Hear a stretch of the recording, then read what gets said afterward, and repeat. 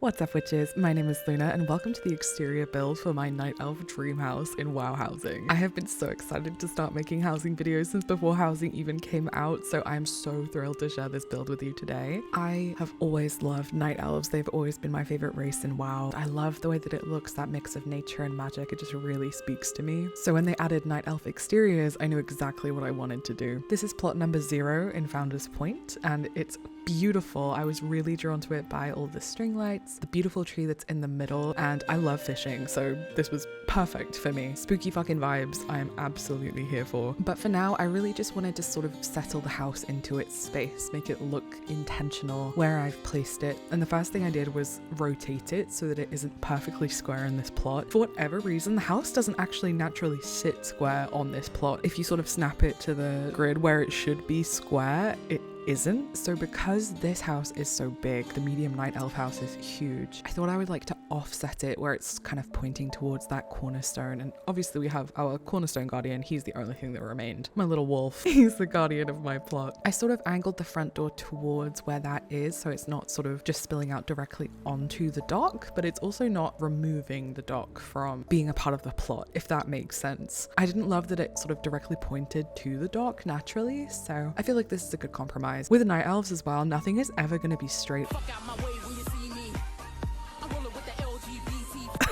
So having it not be square in the plot, I feel like it kind of fits. I realized that the night elf house has these rocks around the outside of it, and I thought it would be cool to lay down like a rock formation to build upon and sort of see where that would take me. So we've thrown down some stones. I like the way that they look, and I knew that I wanted to make a little path leading up to them with these beams, so I'm sizing them up to 110. I'm sort of just making like an organic meandering trail up there. I didn't want just a square staircase straight up and down. You'll see me come back to this a few different times, just trying to get it looking exactly how I like it, but the general concept of having a trailing path that meanders and winds, it felt right in this setting. You can see here where I'm kind of trying to separate out the dock a little bit with these Belemeth beams. In the end, I ended up removing them. I'll come back to it eventually when I have more to play with, like I said, but I'm always trying to make it feel a little bit more integrated than it is on the plot, because otherwise it kind of just looks like I'm ignoring that it's there. I don't know, I feel like with the decor, I always think about how this space can have a story,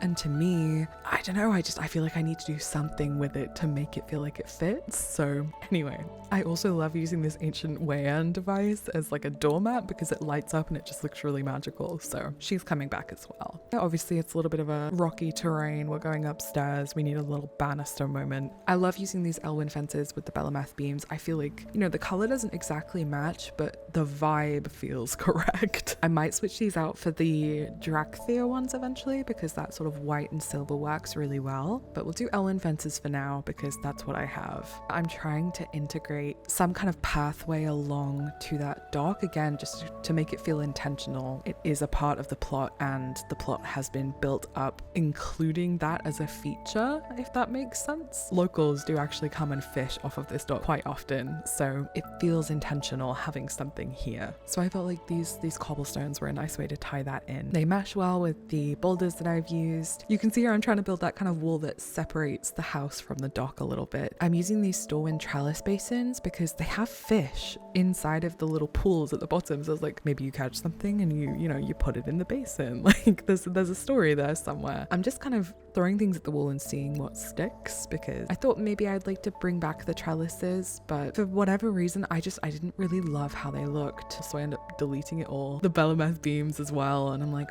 I'll come back to it later. That's always the way that I go. If there's something that I've been umming and ahhing over and I don't love it, I know that I will come back to it, so I just leave it alone, come back to it with fresh eyes. But I do know that I wanted the fishing poles here, so I've thrown them down there. I got these from, I think these are from one of the raids, March on Caldenas maybe, but I got these huge ranger statues and I do currently main a BM hunter. I know. I know. And they look really beautiful, but because they're gold and the metal on the house is all silver, it didn't really fit. So I decided to use these little statues instead that I got from raid that perfectly match the colors on the house. The inside of my door is a portal, so I thought I'd play around with a portal here, but for some reason it ported me to Ashkahet, so that's not gonna stay. We'll leave it as a door for now and eventually come back to it, but that really took me by surprise. I also love the idea of having one of these cherry blossom trees out here. And I 10/10 recommend when you're building outside to switch your flying style to steady flying, because then you can hover in midair and you can take a look at things. If you're building something that's high up, you can fly to that thing. And it's really, really helpful. I like to do this quite often, hop on my mount and sort of take a step back to look at what the plot looks like from a different perspective. It really helps me to look at something when I've been looking at it up close for ages, to take a look at it from far away and see what I think. And then it helps me narrow down what I like, what I don't like, and then I can go back in those kind of fresh eyes and adjust to my liking. I definitely recommend doing that every so often. Also, taking breaks is a huge thing. If, like me, you are loving housing, some add-ons I definitely recommend are advanced decoration tools, which you can see has changed my UI here. It has so many options that I wish were base game that are really helpful to me while I'm building. I also love housing reps that shows you very easily which character has the most reputation for buying from reputation vendors for housing decor. And I also love homebound. They're all just so helpful with collecting decor for your home and actually placing them in the space. I'll leave links to them in the description if you'd like them. I'm not sponsored or anything, I just spend way too much time playing housing and I love them, so I definitely recommend. So now we've pretty much got the lay of the land set out here. I'm not fully loving this section of rocks. I'm kind of trying to see what maybe I could do with that space. There's just a few things here that I don't love, but I do love having this space carved out along the side of my house. So you see me throwing some things down, trying to see what I like, but I actually decide to remove the majority of the rocks from this part of the build and I replace them with belemeth platforms. It just means that everything is a bit more level. I feel like it's a little bit easier to build off of in that way. For whatever reason, these rocks just kind of felt restricting and I didn't love them as much as I thought I would. So again, I take a step away, taking a step back, trying something else, and then coming back to it with fresh eyes is exactly what I'm doing here. And I start putting up this little easel because this view is the perfect view to paint from, in my opinion. Obviously, none of the paintings really match the view that's here, but I don't know, I feel like it could just be inspiring. I'm not painting the view, I'm inspired by the view while I paint. I'm so glad they added easels. I fucking love painting.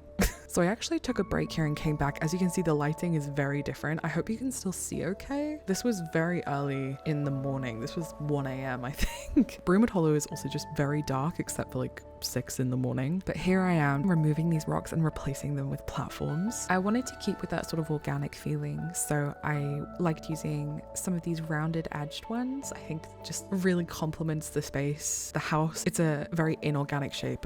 Obviously it's a square, it's very structured, so incorporating something that feels a bit more organic, like that staircase I put in, it just felt right to me. So we're doing that, we're doing rounded platforms. And then I decided actually I want to move the house up a little bit further because I love the idea of being able to go underneath this platform and having something down there.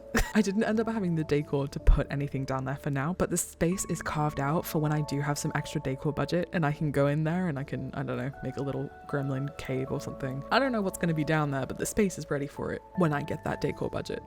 Some of these rocks don't work great with bumping the house up a little bit. I ended up coming back to that at a later point and went back to putting in, I guess, the decking. Would you call that decking? Yeah, let's call it decking. And here I'm just adding some structural beams. Another important thing about housing is considering how something would kind of be held together, I guess. If you're doing something that's quite grounded in reality, like a deck, it's going to need something that's supporting it. And adding those little touches can really help with the character of your build, I think. I left a little gap right in the corner there because I thought maybe I could put the tree in there. It didn't end up going there, but I left that space. We're back again fucking around with this staircase. And I'm trying to decide whether I need to add more beams or whether I can put something underneath the ones that are kind of floating on the edge, because they do look a little bit awkward. So I'm kind of just trying to creative problem solve here for a little while. And then eventually I end up realizing that I'm just gonna have to add more of these beams to make it more like a staircase, because as nice as it does look, it doesn't look super cohesive. It isn't exactly the look I was going for. So she's gonna be more of like a boardwalk staircase, twisty tiny staircase thing, which is fine, but I know it's kind of boring to look at someone repeatedly moving tiny beams over and over again, so I sped this bit up because I come back to these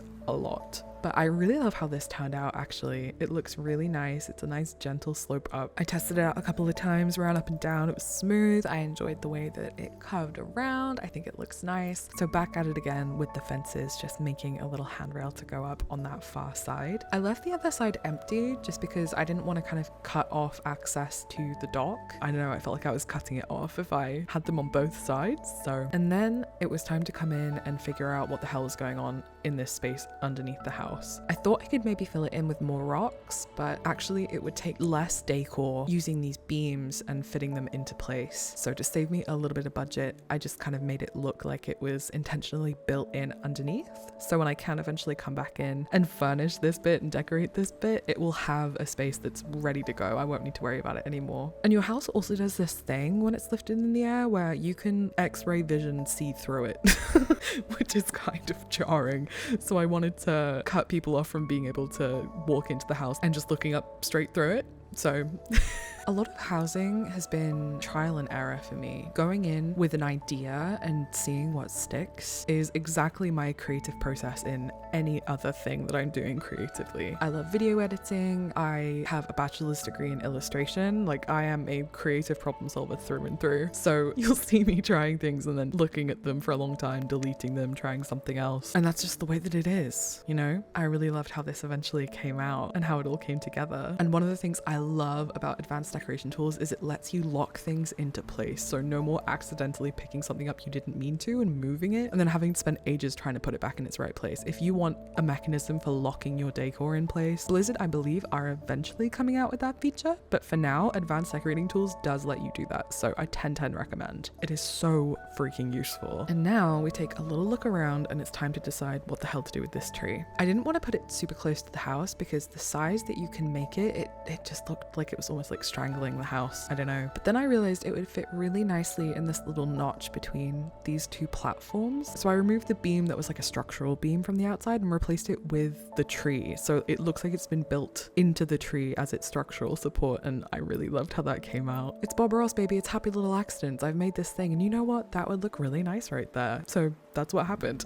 And I love it. And that's pretty much most of the structure set up. So now I can really spend some time decorating and putting in things that I love. I freaking love these moonstones. I think they're from the Druid Order Hall. I love this little particle effect they have, like a little magical circle that runs through the middle. I think they're so pretty. And obviously because we're in Broomwood Hollow, I'm adding the large garden cluster, which has these gorgeous mushrooms, which work really, really well in this space. And because we're doing mushrooms, you know I had to add the Founder's Point one with the little freaking mushroom log. Are you kidding me? It's so freaking cute. That side of the house just looked very empty and neglected, so we had to put something there. And I think they look really cute. I also love Katie's stamp whistles. Oh gosh, is it Postal Portal? The mailbox from Dalaran? My favorite mailbox ever. It's so freaking cute. That was one of the first pieces of decor I ever crafted. It's stunning. It's gorgeous. I love it. Obviously has to sit pride of place in my build. And then we're going back here and just adding some more of these fences. Just repeated motifs that make it feel intentional in housing. I feel like really works. And this is a motif that follows through to the inside of the house as well, using these Elwyn fence posts. I have a little hanging bridge in the main room of my house that uses these Elwyn posts, so it just perfectly fit. And they do have like a natural bend in them as well, which makes it great for using them on sort of curved surfaces. And obviously we're night elves, so there's going to be foliage absolutely fucking everywhere. There is ivy in every inch of my home on the inside, so of course she's going to be there on the outside too. And then it was time to think about this painting place, because I definitely still wanted to include this, but now that I've built this deck around that edge of the house, I thought maybe we could put it onto that side of the deck. I didn't love how it looked, so I actually came in with this gazebo. Unfortunately, yeah, I did spend real money on decor because it's fucking gorgeous. But I thought having an extra little structure for specifically painting at that view, the view is so gorgeous. That's what it deserves. It's what she deserves. So she has her own gazebo. I was trying to troubleshoot how I would give that legs because I couldn't just leave it floating. And actually just putting the same one flipped on its head worked really, really well. so it can be its own support structure underneath and it's mirrored. And then it was just a matter of connecting them. So a couple of beam platforms, I use them, oh my god, I use them for fucking everything. The amount of Belemeth beams I have in my house should be illegal. It's just not right. But yeah, we move the easel in, we settle her in, and I love it. It looks really gorgeous. We're coming up on only having 20 decor being available in my budget, so it's very much final touches here. We add a little bit more pathway that leads down to the dock, and I'm just going in and fixing the boulders underneath the house as well, because I said I was going to come back to that at some point, then realized half of my house was floating, so we go and fix that up. I had a couple more final touches in that gazebo. God, the hanging chair from the spring blossom set is just fucking gorgeous, so we'll put her back there so you can admire the view from another space. I love this incense burner with the fish. It fits perfectly in this plot. I didn't have a lot of options with the decor budget that I had left, and pillows and cushions are only one decor piece each, so we make a little sitting circle for the hookah. Girl, we're night elves, of course they have a hookah.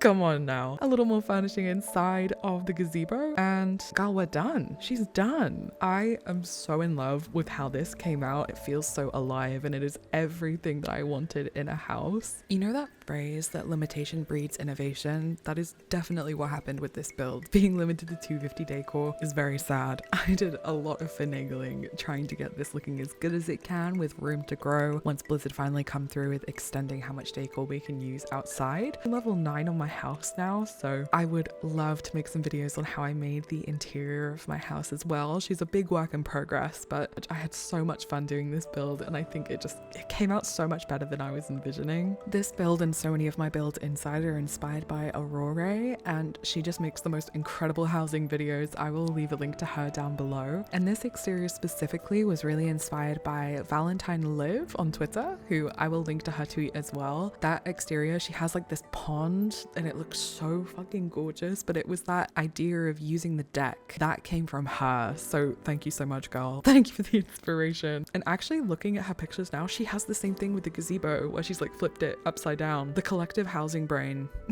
It's crazy. I really hope you enjoyed my build, and I hope it inspired you. If you would like to take inspiration or copy certain parts of this, or hell, if you want to copy the whole damn thing, girl, feel free. Make your own night elf dream house, and oh my god, let me know if you do. Show me some pictures. My Discord's in the description if you want to share. We also have a guild called Coven of the Moon. I play on EU Silver Moon. If we can get some housing galleys together, we could make a neighborhood. We could be bees. Like, girl, if you're looking for some chill people to hang out with, Coven of the Moon on Silver Moon, owned by Luna JPEG. And that's why you're witches, by the way, because we're the Coven of the Moon.